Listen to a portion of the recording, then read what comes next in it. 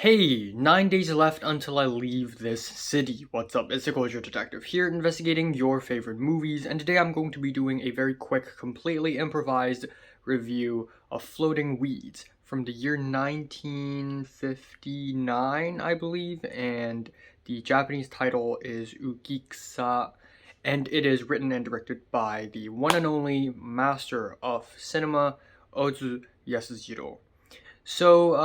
Yeah, I'm actually completely improvising now. I usually write a quick bullet point list of the things I want to talk about in a movie review, but right now I barely don't have time. I barely have any time because very soon I'll have to run out of this apartment to go to class. Just a quick backdrop of why I watch Floating Weeds. Like I said in the last review, the movie review for Pother Panchali, I planned to watch Late Spring for my birthday, but but I went to the Academy Museum website and I found out, holy shit, they're playing Ozu's last six films on the big screen at the Academy Museum, and it's one of the many amazing series of films that the Academy Museum is playing and screening at the Academy Museum. So I thought to myself, fine, I'll watch one of the Ozu films at the Academy Museum. And there is Equinox Flower, there's Late Autumn, there is Good Morning being screened, and An Autumn Afternoon, his last film, is played as well, and I'm missing a couple. But one of the films being played is Floating Weeds, and it played last night, so I and my friend Michelle decided to go and see. So yeah, the film. It's good. Previously, I have seen two other Ozu films. I've seen Tokyo Story and Good Morning, and both of these films are very different. Tokyo Story is depressing as hell, but it is also equally gentle, wholesome, and heartwarming. It says a lot about family, about respecting the elders, about parenthood. And then I watched Good Morning for a film history class last year, and I also really enjoyed it. It isn't as impactful, it's more of a laid back, wholesome, funny fart movie. So, Floating Weeds, I sort of already expect it to be extremely slow paced, and it is extremely slow paced. In fact, Floating Weeds is even slower than the two aforementioned films. And on top of that, the story is about a traveling troupe of actors who act in kabuki theater, and the master of the troupe returns to this seaside island. I mean, it's an island, so of course it's seaside. This seaside town on an island to visit his wife and his child and sort of deal with his past and his personal familial troubles. And it's actually kind of depressing. This movie is about a failed father, essentially. A father who is broke, who acts, isn't respected, and doesn't really know how to deal with his own embarrassment in front of his family. And that's basically the whole movie. It's not the fun, wholesome Good Morning, nor is it the gentle yet heart crushing Tokyo Story. This is just plain depressing. The main character's an asshole, essentially. The first half, I know I was really sleepy and tired yesterday. I have been having very little sleep in the last couple of days. So yesterday, when the first half of the movie played, I legit almost fell asleep like 5 times.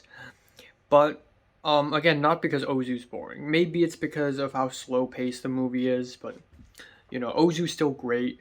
But the second half, I remained awake throughout the entire film. And the scene that really woke me up was the scene where the master of the group of actors beat up a couple women, and it's literally domestic abuse. But the way Ozu frames it is so gorgeous for some reason. Like while he's beating up the woman, and it's not a very brutal beating. It's reasonable Japanese cinema in the '60s type scene where something like this happens, where a guy beats a girl, and it's ugly and it's also equal parts awkward. But the way Ozu frames it, you get these lush white flower petals just dropping from the sky. And it's so beautiful for no reason whatsoever.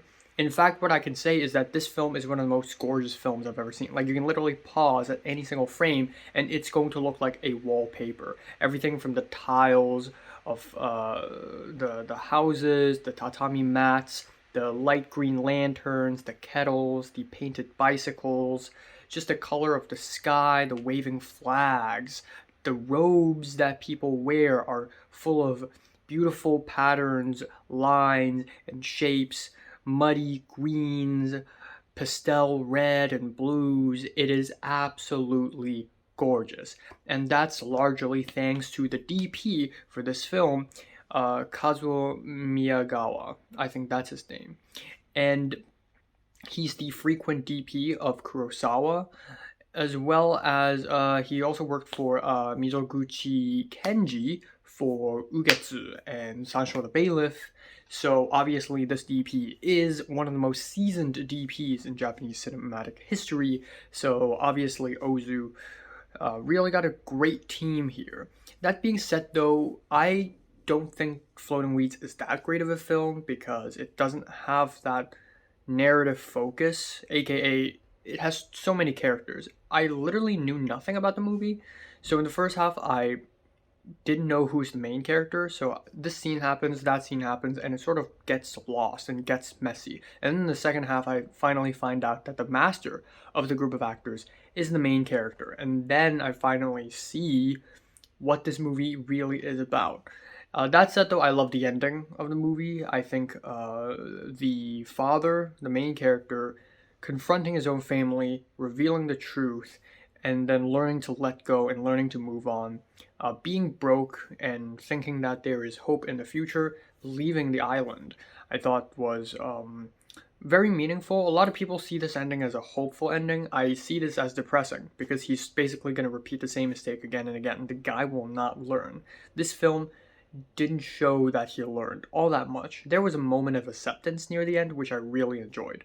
But on top of that, there are a lot of hilarious moments in the movie, particularly the other actors in this group of actors are basically like giant horny horn dogs essentially, and they're really awkward, and those scenes are really funny.